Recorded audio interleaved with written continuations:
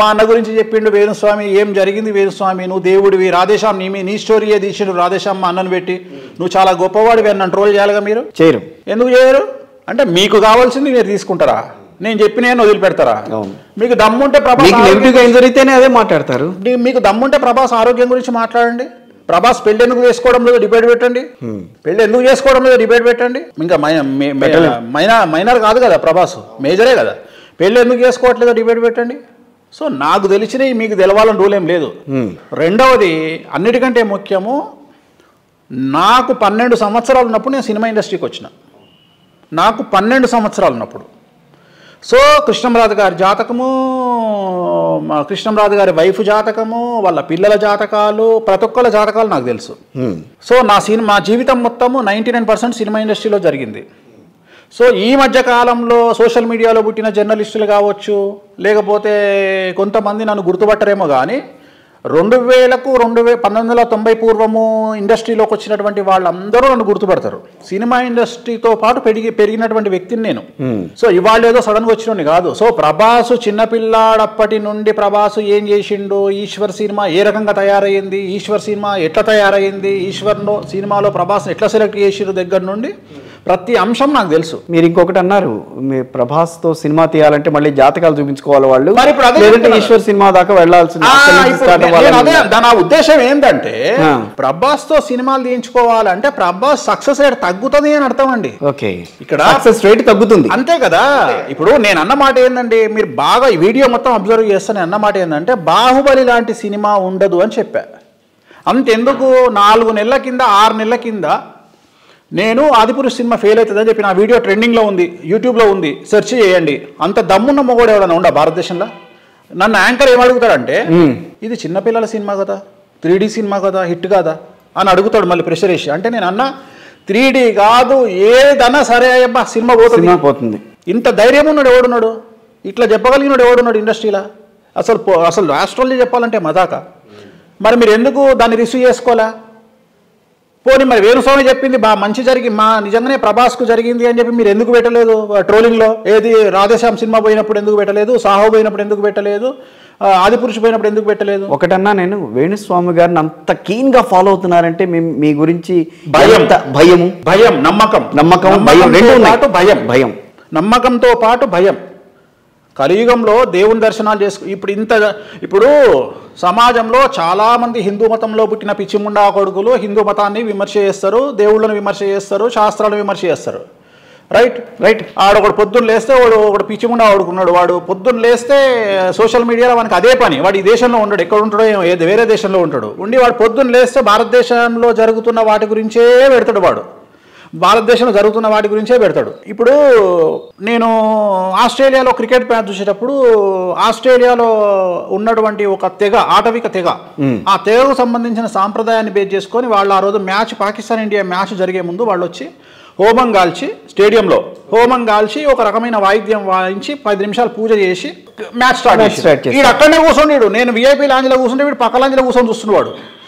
వాడు నోరు మూసుకొని దాని ఇష్టం మీద ఒక చెయ్యి, నోటి మీద ఒక చేసుకుని కూర్చున్నాడు. ఇక భాష మాట్లాడతలేను, దాని ఇష్టం మీద ఒక చెయ్యేసుకుంటూ కింద నోటి మీద ఒక చెయ్యేసుకుంటూ వీడు స్టేడియంలో కూర్చొని చూస్తున్నాడు.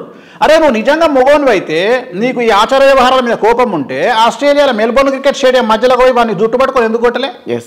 ఓ ప్లకార్డ్ పట్టుకొని మీరు వేసేది తప్పు, మీరు ఆస్ట్రేలియాలో మీరు వేసేది అని చెప్పి నువ్వు ఎందుకు పెట్టలే? ఇక్కడనేమో గ్రహణం రోజు వచ్చి సమోసాలు తింటావా? ఇండియాలో ఏం జరిగినా నువ్వు ఎక్కడో కూర్చొని నువ్వు స్టేటస్లు పెడతావా? అంటే ద బ్యూటీ ఆఫ్ డెమోక్రసీ, భారతదేశంలో పుట్టినందుకు అదృష్టవంతుడు నువ్వు. అమెరికా ఆస్ట్రేలియాలో ఈ పని చేస్తే అడ్డంగా కోసి కంగారులో పెడతారు నీ బాడీని. అఫ్ కోర్స్ ఇప్పుడు నువ్వు హైదరాబాద్కి వచ్చినా అదే అనుకో, అది వేరే విషయం. సో అదే తోలుదిస్తారు, అది వేరే విషయం. కానీ ప్రతి ఒక్కడికి ఫ్యాషన్ అయిపోయిందండి. దేవుళ్ళను విమర్శించడం ఫ్యాషన్, ప్రతి ఒక్కడికి ఫ్యాషన్ అయిపోయింది. సెన్స్ ఉండాలి కదా. ఇప్పుడు ఒక వ్యక్తిని విమర్శిస్తే మంచిని విమర్శించు, మంచిని స్వీకరించు, చెడును విమర్శించు. నేను చెప్పినే జరిగినప్పుడు నువ్వు నాకేమైనా కిరీటం పెట్టినవా? ఇంతమంది ట్రోలర్స్ని అడుగుతున్నా, బ్యాంచేది రేపు పొద్దున ఇంకా 2 జరగబోతున్నాయి సంచలనాలు, జనవరిలో ప్లస్ మేలో. మీకు దమ్ముందా అవి పెట్టి మీరు వేణుస్వామి గారు మేము తప్పు చేసినాము, మీరు చెప్పినవి 2 పెద్దవి జరిగినాయి, 2 సంచలనాలు జరగబోతున్నాయి భారతదేశంలో. ఒక సూపర్ స్టార్ హీరోయిన్ గురించి నేను ఇప్పుడు మీతో కూడా చెప్పాను, మళ్ళీ ఇంటర్వ్యూ ఇస్తాను మీకు. ప్రముఖ హీరోయిన్ కు సంబంధించిన పర్సనల్ లైఫ్ లో ఒక పెను సంచలనం జరగబోతుంది. జనవరి సుమారు 8 సంవత్సరాల కింద పెట్టిన వీడియో ఉంది నా దగ్గర. సో యూట్యూబ్లో అది జరిగి తీరుతుంది జనవరి ఫిబ్రవరిలో. ప్లస్ మేలో ఒక సంచలనం జరుగుతుంది ఆంధ్రప్రదేశ్ ఎన్నికలలో. అప్పుడు మీరందరూ తప్పైంది వేణుస్వామి గారు అని మీరు పెట్టుకుంటారా వీడియోలో? వేణుస్వామి గారు చెప్పిండు అని నాకు ప్రచారం చేస్తారా?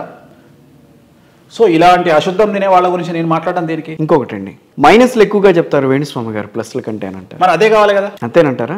డాక్టర్ దగ్గరికి పోయినాము, క్యాన్సర్ వచ్చింది మనిషికి, నీకు క్యాన్సర్ లేదు ఏం లేదు, నీకు జలుబు వచ్చింది పో అంటే తెల్లారి వస్తాడు. ఉన్న వాస్తవాన్ని చెప్పగలిగే సత్తా ఉండాలి.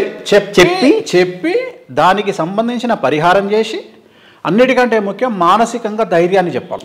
కరెక్ట్. భారతదేశంలో ఏది జరిగినా ఆస్ట్రాలజర్స్ దగ్గరికి వెళ్తారు, కానీ అదే అమెరికాలో ఏది జరిగినా కౌన్సిలర్స్ దగ్గరికి వెళ్తారు. కౌన్సిలింగ్ ఇచ్చే వాళ్ళు ఉంటారు, మానసికమైనటువంటి వైద్య నిపుణుల దగ్గరికి వెళ్తారు. మన దగ్గర అందుకనే ఆ శాస్త్రాలకు మనం లేము. మన దగ్గర ఏంది, ఆస్ట్రాలజర్ దగ్గరికి వస్తే ధైర్యం చెప్తాం.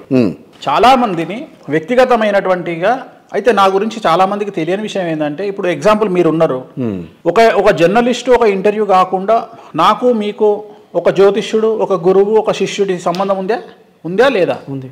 సో మీరు నన్ను ఆల్రెడీ నా దగ్గరకు వస్తే నేను మీతో మాట్లాడిన విధానాలు ఎట్లుంటాయి? సో పర్సనల్గా 100 మంది మీకు నా గురించి చెప్పినా మీరు నన్ను నెగిటివ్గా మాట్లాడరుగా. ఎందుకు?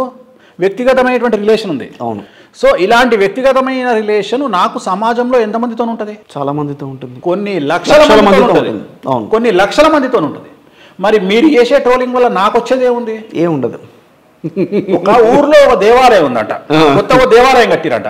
ఒక దేవాలయం కడితే ఆ దేవాలయం దగ్గరికి విపరీతంగా జనాలు వస్తున్నారంట. వస్తుంటే ఆ పక్కనే ఒక చెత్త కుప్ప ఉంది. ఆ చెత్త కుప్ప దగ్గర ఈ ఊర్లో ఈ ప్రసాదాలు తింటారు కదా ఎవరు, ఈ భక్తులు, ఇవన్నీ తీసుకుపోయి ఆ చెత్త కుప్పలు వేస్తున్నారు. తిన్న తర్వాత ఏది ఇస్తారు, వేస్తుంటే అక్కడ కుక్కలు కలిసి ఒక 10 కుక్కలు తింటున్నాయంట. తింటుంటే ఆ 10 కుక్కలు డిస్కషన్ చేసుకుంటున్నాయి ఏమని అంటే, అరే మనం కుక్కలం కదా, గ్రామసింహాలం కదా, మనం వాళ్ళు వేసింది తింటాం ఏంటని. వాళ్ళు మనం వేస్తే తింటున్నాం కరెక్టే, కానీ మనల్ని వాళ్ళు ఎందుకు పట్టించుకోవట్లేదు అసలు? అక్కడ ఏముందని పోయి రోజు అక్కడ దండం పెడుతున్నారు, లోపలికి పోయి దండం పెడుతున్నారు అంటే, అప్పుడే లేటెస్ట్గా వచ్చిన 2 కుక్కలు ఉన్నాయంట ఊర్లకు. అవి అన్నాయంట, మీకు నేను సినిమా చూపిస్తా అన్నాయంట. ఏం సినిమా చూపిస్తావంటే, చూద్దాం మనందరం నడవండి అని ఈ 10 కుక్కలతో పాటు ఈ 2 కుక్కలు కూడా కలిసి 12 కుక్కలు దేవుడి ముందర, ఆ గుడి ముందరికి పోయినాయి. గుడి మెట్ల ముందర నిలబడి ఓ అని మొరవడం స్టార్ట్ చేసినాయి. అట్లా ఒక 2 గంటలు మొరిగినాయంట. మొరిగితే మీడియా అందరూ వచ్చి కవర్ చేయడం వల్ల జనాలందరూ కలిసి చూసి ఏం చేశారట అంటే, కుక్కలు కూడా మొరుగుతున్నాయి, దేవుడు చాలా పెద్ద దేవుడే ఉన్నాడు రా నాయన అని దానికి జనాలు ఇంకా పెరిగిరంట. వద్దండి. ఇప్పుడు నా పరిస్థితి అట్లే ఉంది. నాకున్న అపాయింట్మెంట్లే కాకుండా ఈ ట్రోలర్స్ వల్ల 10 to 20% నాకు పెరిగింది మైలేజ్ పెరిగిందని భావిస్తున్నారా, లేకపోతే ఎప్పుడన్నా బాధపడ్డారా? క్వశ్చన్ లేదు. నేను ఇంతకుముందు చెప్పిన, నేను చీపునెత్తున్న మనిషినే. వేణుస్వామి జాతకం వేణుస్వామికి తెలుసు. రెండోది, జరగకపోతే వేణుస్వామి జ్యోతిష్యం బంద్ చేస్తాడు అంటే, చంద్రయాన్ 2 ఫెయిల్యూర్ కాగానే 3వది బంద్ చేసిరా, నడిపించారు.